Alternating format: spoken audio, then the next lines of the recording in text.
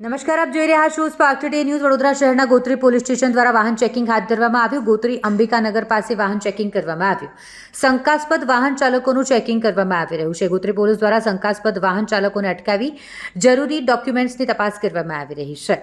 જે રીતે ગુજરાત રાજ્યના ડીજીપી દ્વારા આદેશ કરવામાં આવ્યો છે ને ત્યારબાદથી જ દરેક જિલ્લામાં પોલીસ એક્ટિવ મોડમાં છે। ત્યારે વડોદરા શહેર ગોત્રી પોલીસ સ્ટેશન દ્વારા પણ વાહન ચેકિંગ કરવામાં આવી રહ્યું છે। ગોત્રી અંબિકાનગર પાસે આ વાહન ચેકિંગ હાથ ધરવામાં આવ્યું, જ્યાં શંકાસ્પદ વાહન ચાલકોને અટકાવીને જરૂરી ડોક્યુમેન્ટ્સ સહિતની તપાસ કરવામાં આવી।